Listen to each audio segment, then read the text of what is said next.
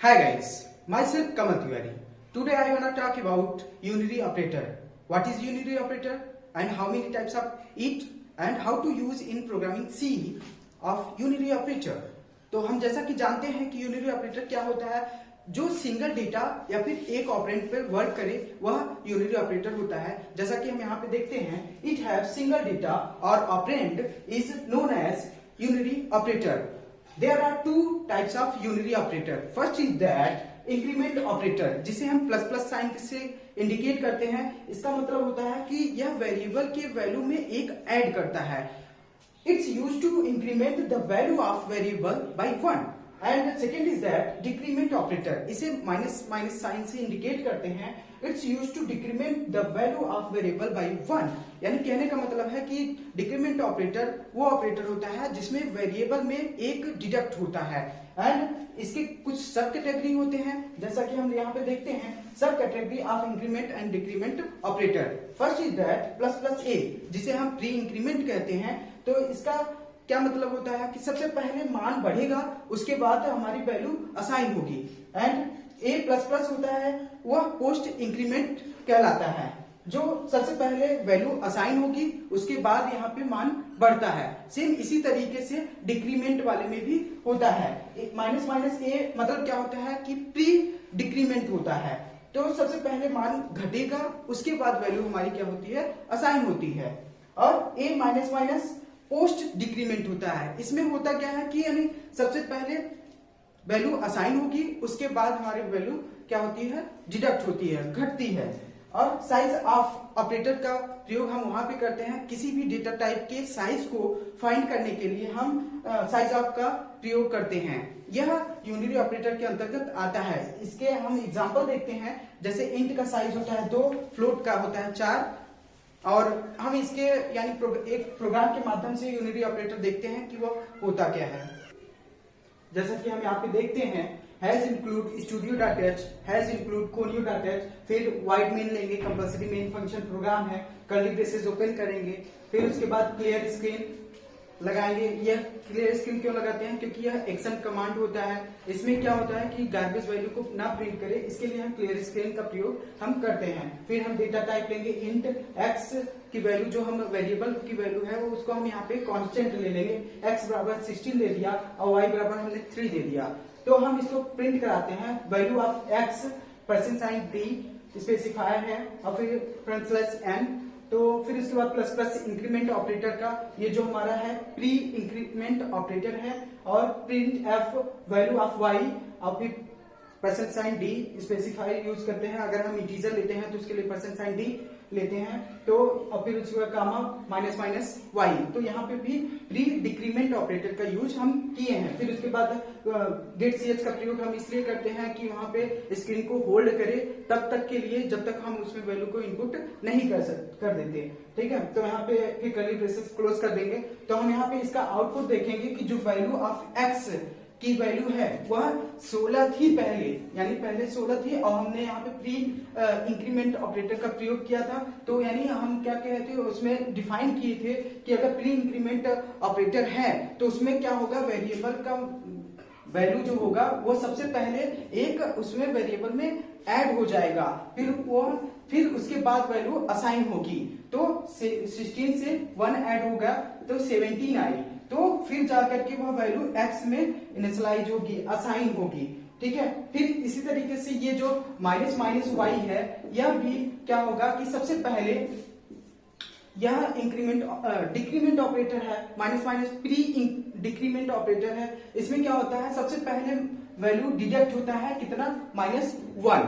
तो इसमें भी यानी हमारी वैल्यू कितनी थी, 3 में से -1 डिडक्ट होगा तो आएगा 2 और फिर वो वैल्यू असाइन हो जाएगी। ये था हमारा यूनिरी ऑपरेटर। और इसका कुछ और एग्जांपल देख लेते हैं। जैसे ये है हमारा a प्लस प्लस, यानी क्या होता है कि इसका मतलब होता है पोस्ट इंक्रीमेंट। मतलब पहले अगर हम मान लो a की वैल्यू लेते हैं 4, तो ये सबसे पहले a की वैल्यू यहाँ पे 4 ही असाइन होगी, उसके बाद हमारा मान बढ़ेगा 4 + 1, यानी a बराबर कितना आएगा, 5 आएगा। इसी तरीके से यह वर्क करता है।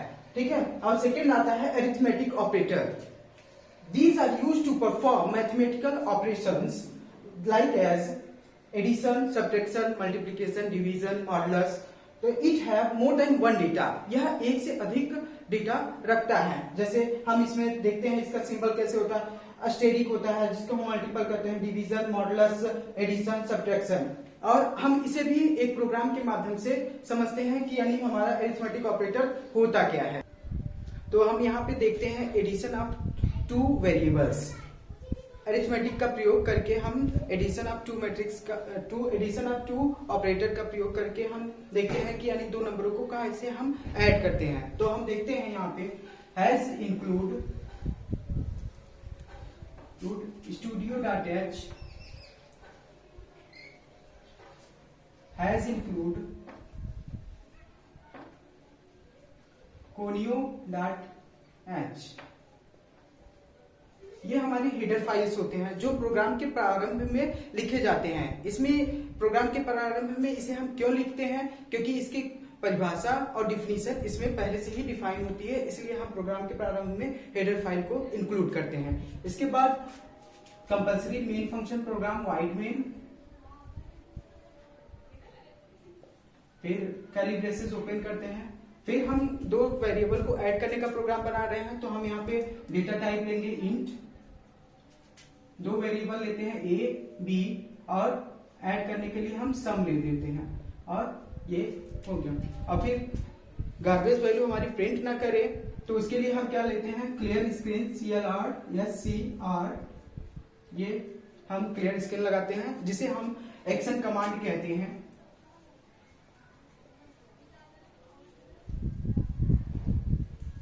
एक्शन कमांड कहते हैं। तो हम अगर हम दो वेरिएबल को लिए हैं तो इनको हमें डिफाइन करने के लिए प्रिंटफ और स्कैनफ का प्रयोग करना पड़ेगा।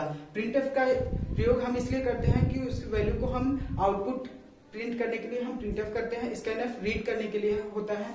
तो प्रिंट पहले कराते हैं, print f enter the number of a and b semicolon. कभी भी यानी हम प्रोग्रामिंग करते हैं तो उसमें हम हमेशा लोअर केस का यूज करेंगे, केस सेंसिटिव जिसे हम बोलते हैं, यानी हमेशा स्मॉल लेटर में हम यूज करेंगे। तो हम enter the number of a and b, हम दो नंबरों को क्या करते हैं, इंटर कराते हैं। ये हमारे स्क्रीन पर देखे रन टाइम में। तो हम अब इसको स्कैन कराते हैं, स्कैन एफ परसेंट साइन। अब यहाँ पे हम यहाँ पे इंट लिए हैं तो इसके लिए स्पेसिफायर का यूज हम करेंगे, परसेंट साइन डी। दो वेरिएबल्स थे तो इसके लिए हम दो बार स्पेसिफायर का यूज करेंगे, परसेंट साइन डी। फिर ये कहाँ पे एड्रेस एलोकेट होगा उसके लिए हम एम्पियर साइन का प्रयोग करते हैं, एम्पियर साइन ए कामा एम्पियर साइन डी। ये हो गया हमारा, यानी ये प्रिंट आउटपुट के लिए होगा। यह किसके लिए होगा, आउटपुट जब होगा हमारे स्क्रीन के लिए। यह क्या करता है, हमारे जो भी हम दिए हैं उसको क्या करता है, ये रीड करता है वेरिएबल को। अब हम क्या कर रहे हैं, एडिशन को बना रहे हैं तो सम को इंडिकेट करेंगे, यस सम बराबर ए प्लस बी। जब भी यानी सम बराबर ए प्लस बी होगा तो हमारे क्या होगा, जो ए प्लस बी है कभी भी जब असाइन होगा तो वह राइट टू लेफ्ट होता है सम में। तो यानी दो वैल्यू को ऐड करने के बाद वह सम में लाइज करेगा।